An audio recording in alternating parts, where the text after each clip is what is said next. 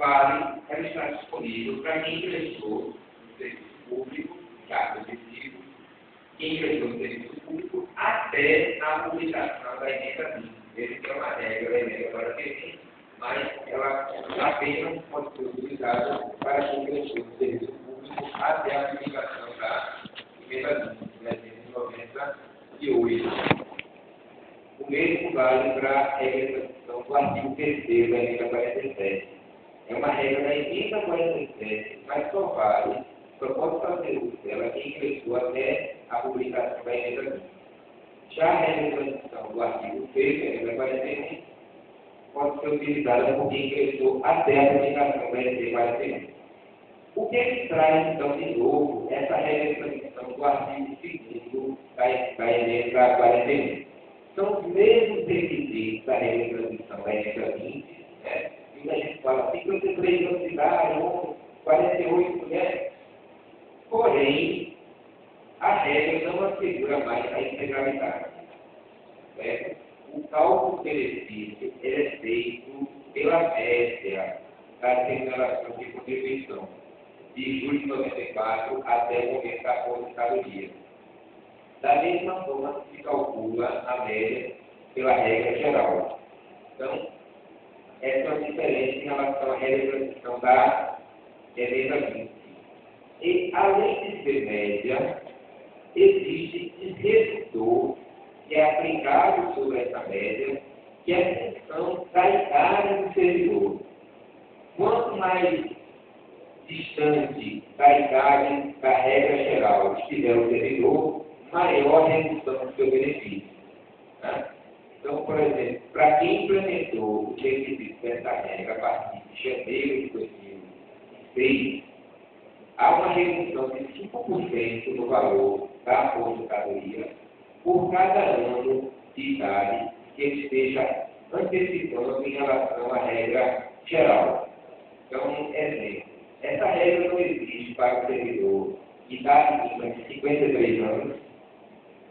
Se eu tiver implementado todos os requisitos da regra, se tiver, por exemplo, 57 anos de idade hoje, né? Ele tem 57 anos de idade, tem 35 de contribuição, mais um pedágio de 20% da regra de transição. Lembrando que só existe pedágio para a regra de transição do artigo 2º da emenda 41, né? E para a antiga regra de transição da emenda 20. E as outras regras não têm pedágio, né? Então você não está confusão. Nem tem que pagar pedágio, não. Só quem está fazendo uso dessa regra. Então, o servidor com 57 anos de idade, 35 de contribuição, mais o pedágio, 20%, 15 anos no carro, tranquilamente, e calcula-se a média, ele está antecipando a idade em relação à regra geral em quantos anos? A regra geral existe 60 anos para o homem. Então, ele está antecipando 3 anos. Então, ele vai ter uma redução de 3 vezes 5%, 15% do valor da sua aposentadoria.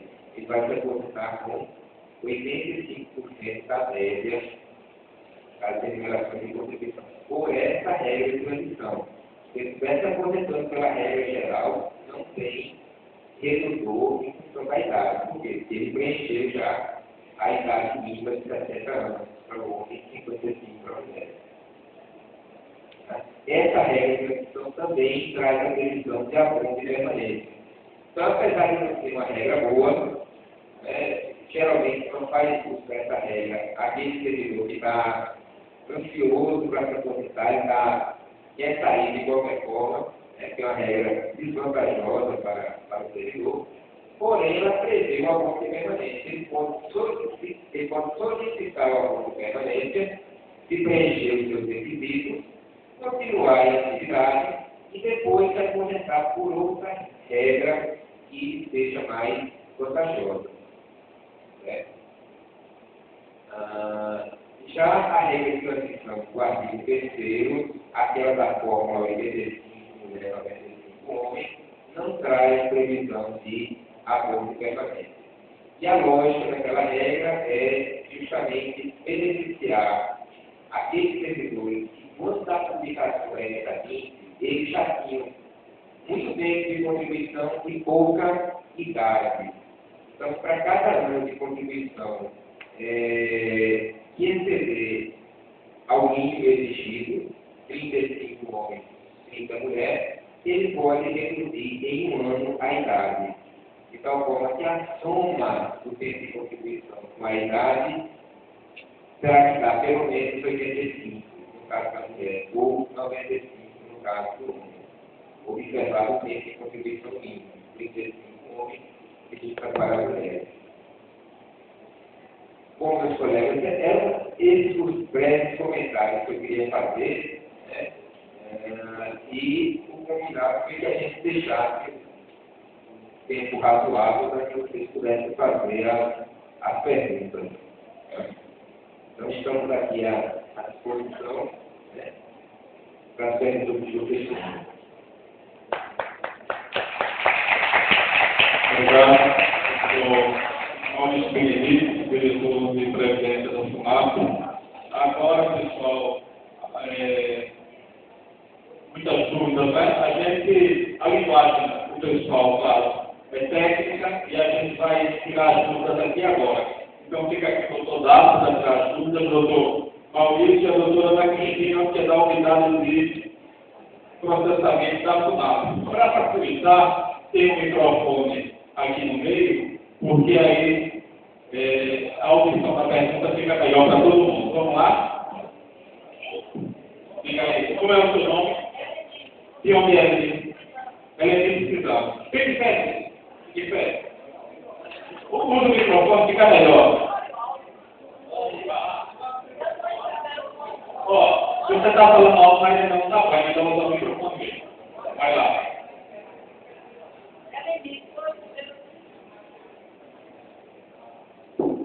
Pronto. Então, estou querendo saber quem recebe insalubridade no salário. Isso aí pode aumentar o teto no momento da aposentadoria?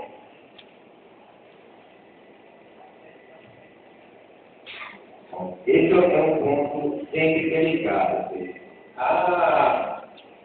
Desde a emenda 20 da Lei 97, há uma vedação expressa de inclusão nos proventos de aposentadoria de parcelas decorrentes de exercício de função gratificada, de cargo comissionado, ou seja, exercício de direção, assessoramento, e de parcelas decorrentes do local de trabalho, né?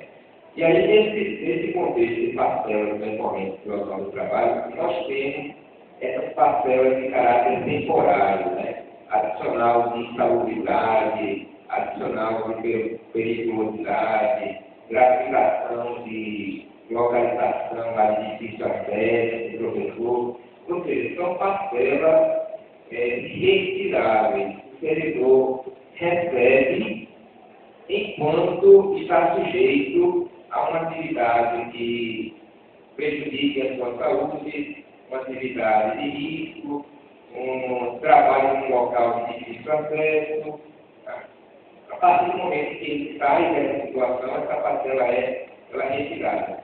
Então, há uma vedação expressa na legislação nacional, não na local apenas, de inclusão dessas parcelas na aposentadoria. Agora, se há contribuição sobre essas parcelas, numa aposentadoria pela média, naturalmente elas serão computadas para o cálculo da média. Certo? Porém, na hora de limitar a média à remuneração do cargo efetivo, essa parcela não faz parte da remuneração do cargo efetivo. Então, ela pode ajudar a aumentar o benefício previdenciário naquela situação em que o servidor tenha uma média que tenda a ser menor do que a remuneração do cargo efetivo.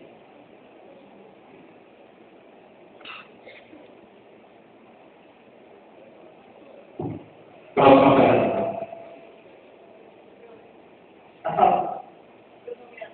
Isqueira, eu sou aqui no Clube. Eu tenho uma realidade que todos perguntam. Eu se